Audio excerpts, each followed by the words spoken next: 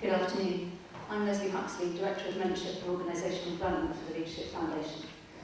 It's my privilege to introduce our last speaker of the day, Professor Peter Slee, Deputy Vice-Chancellor of the University of Huddersfield, and his talk, The End of the World as We Know It, What Leadership Will Mean in 2050. Please welcome Peter to the stage.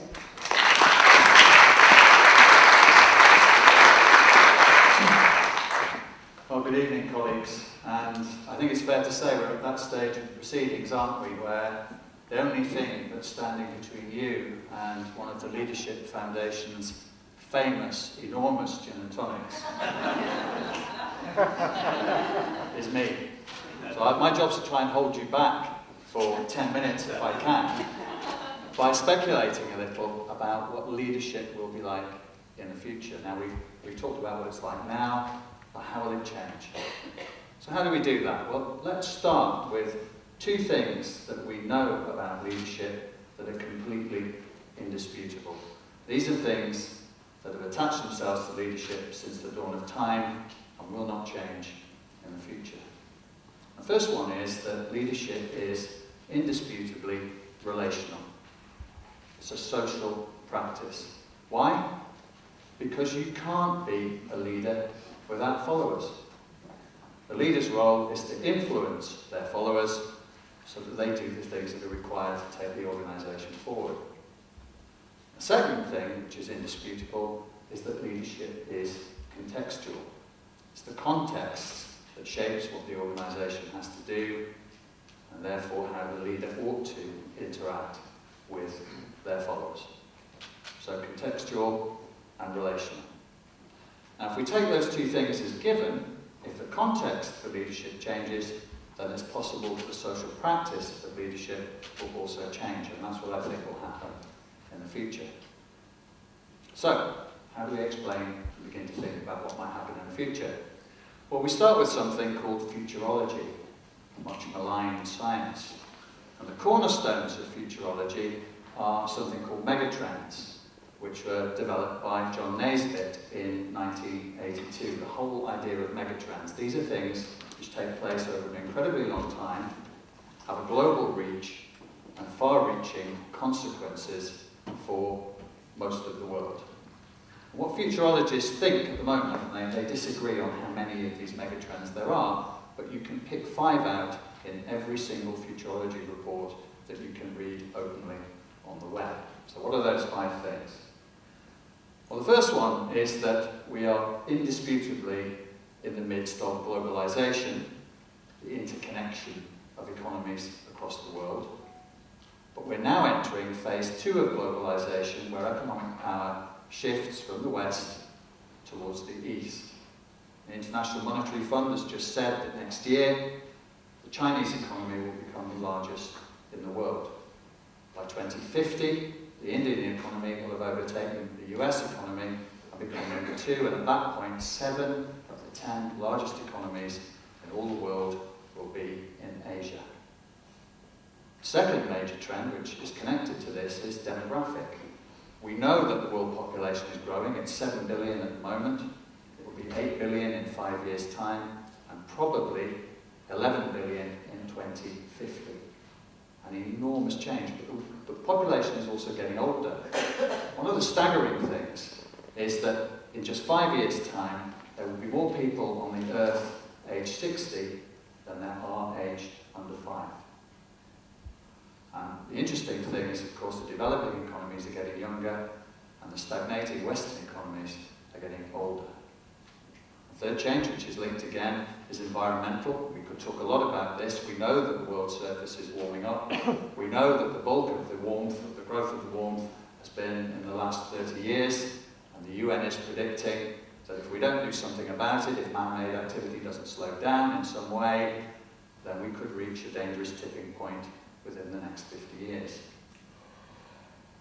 The other fourth and fifth are very interesting. The first one is digital convergence.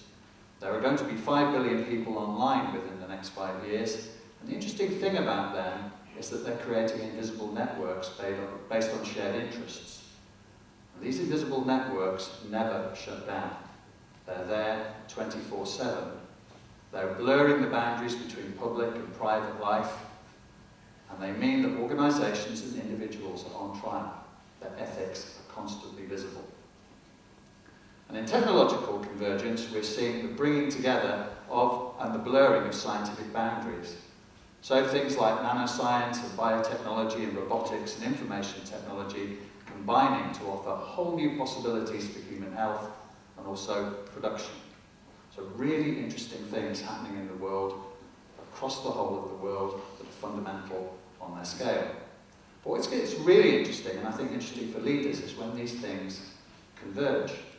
So take globalization. One of the byproducts of globalization is the development of what we call the knowledge economy.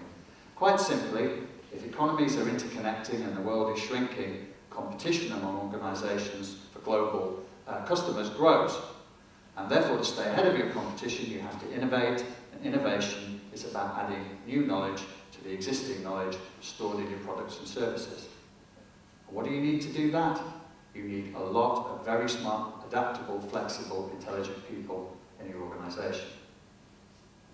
Secondly, demography. One of the interesting things about demography is that as the middle classes grow across the earth, and we're told that in 8 years' time, 2/3 of all the middle class people on the planet will be in Asia, new markets open up. But those new markets aren't quite global anymore, they're what economists call local. These are people who want customized products that meet their needs. But organizations that have grown big during globalization have made standardized products and standardized services that don't work anymore. So how do you move from that to local products or local services for specific needs? And the answer is bright, flexible people in your workforce, well-trained and intelligent. All of the trends, I'm afraid, for leadership is that we need more smart, bright people in our organizations to cope with the complexity and the change in the world. And here lies the challenge for our leaders. These smart people are in demand at a time in the West of demographic decline. So leaders have to look further and further afield for talent. And one of the great things that may emerge from this change in the world as we know it is that actually we may begin to see more balanced workforces.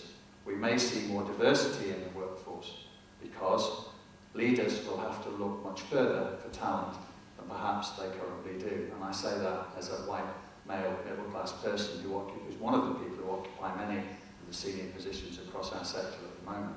We're not yet diverse. These diverse people, of course, have busy, complicated lives, and with an ageing population in Western Europe, these are people who want to balance their private and their public and their working lives, and they're not going to work for an employer who isn't flexible, particularly as we now have digital convergence, which allows people to work where they want to, rather than where their boss thinks it might be helpful to have them. And not only that, we're beginning to see a new generation of technically savvy people, the kind of people that employers are looking for now, who make choices based on ethics as well. An organisation that doesn't stand up to public scrutiny won't be able to recruit the people it needs to keep it afloat in a globalised world. So here is the challenge for the leadership of the future. Leaders, the balance between employers and employees, I think, is going to shift, and the leader has to look at their employees as stakeholders. Now, how do we think we're doing in all of that? Look at some of these quotes from the Times Higher about our own sector. Now, I have heard people say that universities are an exemplar. We're already doing these things. Large numbers of our staff don't like working for us at the moment, and large numbers of our staff don't respect the leadership in their organisations. Here's the last slide. Let's go. Let's finish with Sam Cooke. Surely a change is going to come. Thank you very much.